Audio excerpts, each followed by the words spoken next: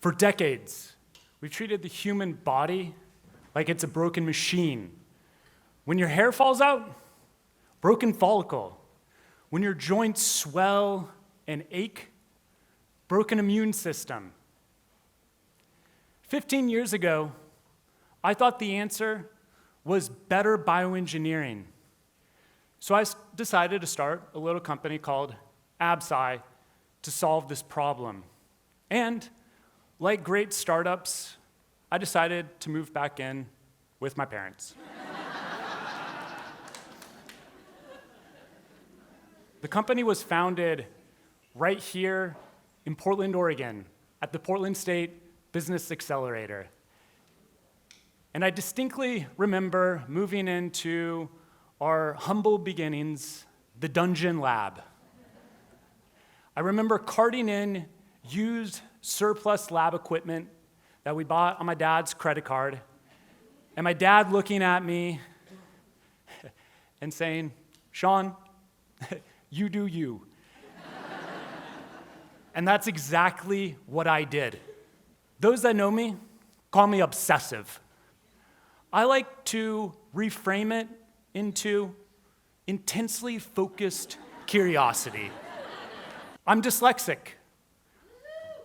I see this as my superpower, the ability to see things where others don't, being able to see not just the steps, but the full architecture, the full system. And we took that thinking into drug discovery. Traditional drug discovery is like searching for a needle in the haystack. It's this trial and error process. And we took AI and we applied it to that process to be able to enable us to not just search for that needle, but to actually create it. Create it with all the attributes that you want, the safety profile, efficacy, hopefully in humans. And that's exactly what we've been doing over the past few years, being able to get better drugs to patients faster than ever before. And actually this year, if all goes well, our phase 2 trial in hair loss, if it reads out well, it will actually be one of the first AI-discovered antibody drugs that actually is shown to work in humans right here in Portland, Oregon.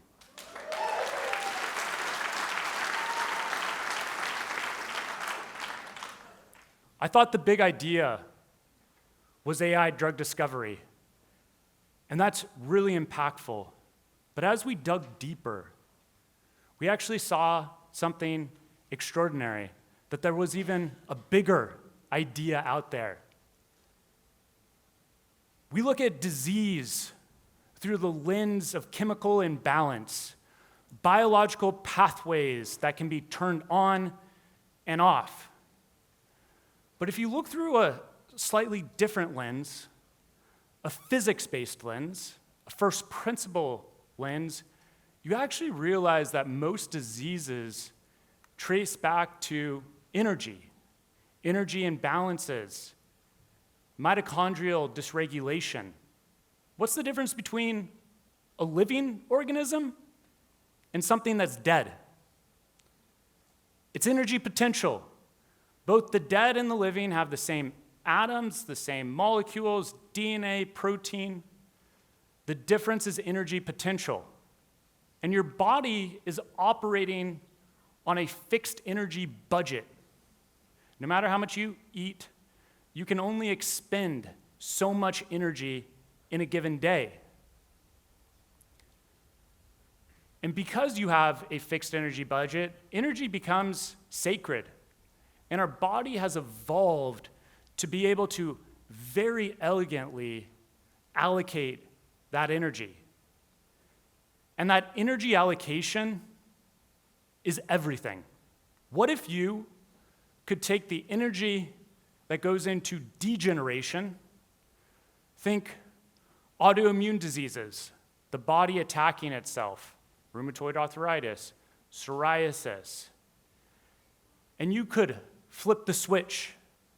You could redirect or reallocate that energy into regeneration, where the body can heal itself.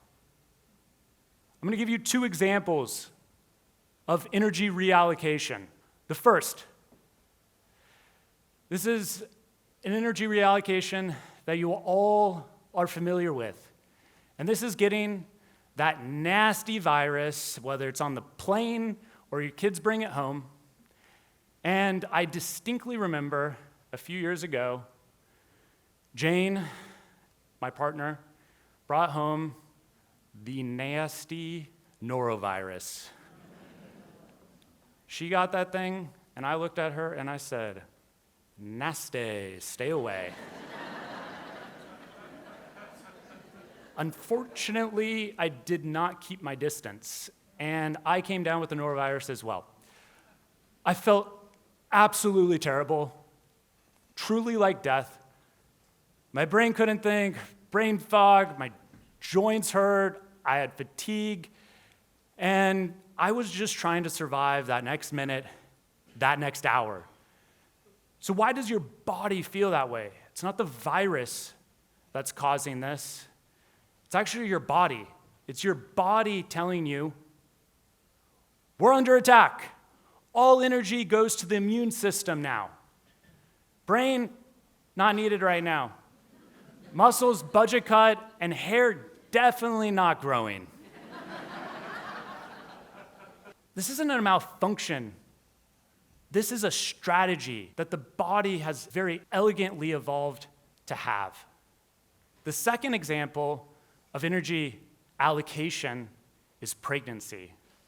And I would be remiss if I didn't thank my mom, who gave all of her energy to me during that 9 months, and then all of the energy to raise me. So thank you, Mom, for everything you've done.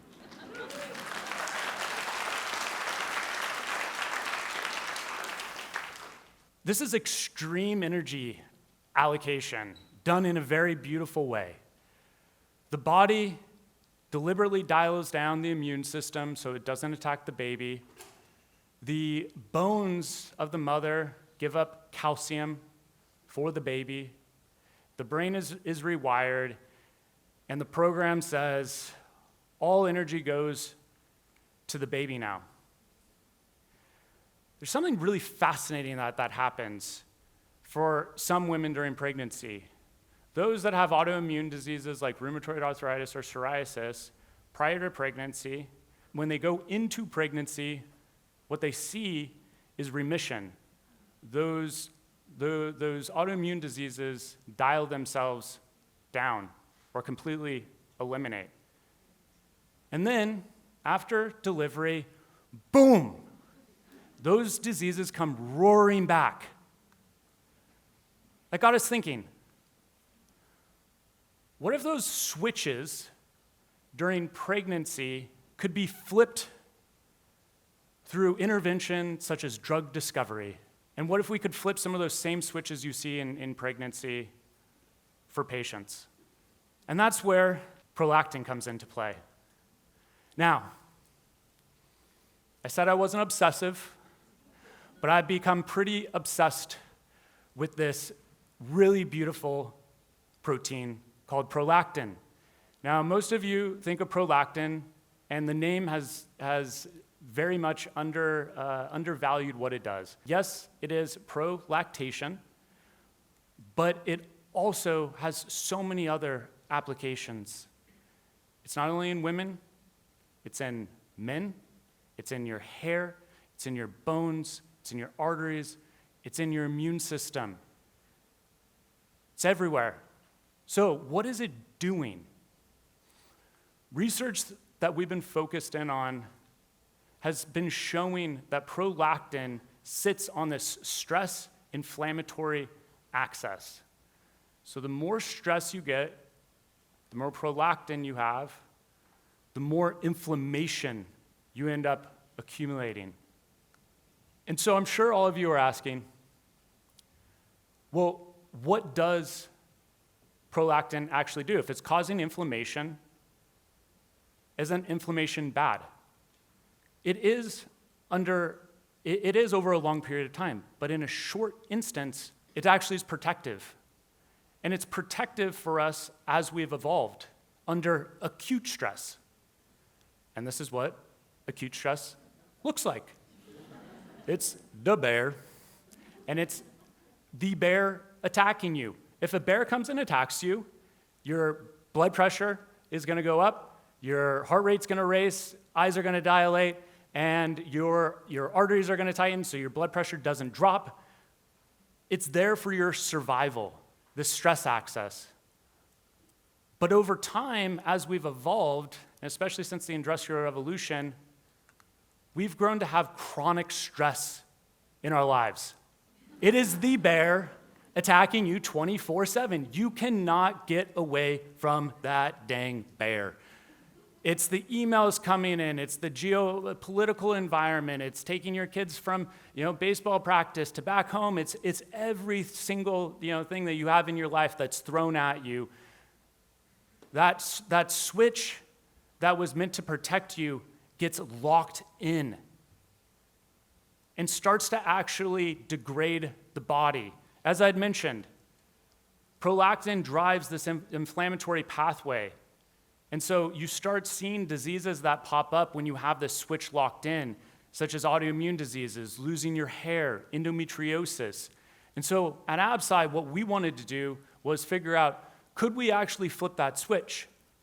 Because essentially what's going on is that there's a fire alarm going off, but no fire.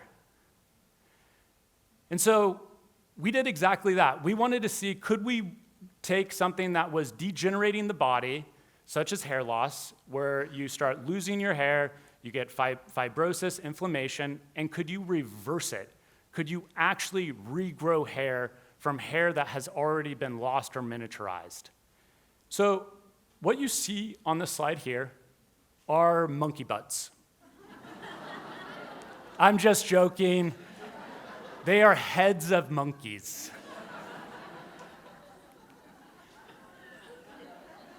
What you see are stump-tailed macaques. These are a type of monkey that have similar aging biology to us. They lose their hair naturally, just like us as humans. And they were dosed with an anti-prolactin antibody. Think of this antibody as flipping this prolactin stress energy switch. And they were treated for 6 months. Now, what's remarkable, but it's not the most remarkable thing, is that they completely regrew their hair from their gray-colored hair to jet black. But I'm going to point out something that truly is remarkable. Post-treatment, for up to 4 years without drug, they continued to grow their hair.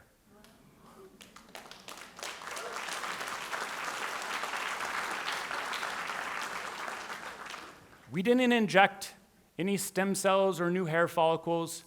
The body was able to regenerate the stem cells in that follicle niche and regrow that hair on its own. This is truly regenerative biology. Now, I'm sure some of you in this room are thinking, wow, I'd love some of that monkey hair. I'm going to let you in on a little secret. That machinery and that biology is inside all of you. We just flipped a switch. We nudged the system because the body already knows how to do this. We just have to give it permission. And ABS 201 in this instance gave the body permission to actually regenerate itself. Instead of focusing on the degeneration, the inflammation, the fibrosis, it was actually able to repair itself. It just forgot how to do it under the chronic stress of day-to-day life. We're heading into a very exciting new era of medicine. We're starting to see it through a different lens, a lens of regenerative biology, regenerative medicine. Now, if there's one thing I want you all to take away today, is that energy going into chronic stress flips a switch and keeps it locked in, where that energy actually turns into degeneration and the body no longer knows how to heal itself. And I think that we're all ready to flip that switch.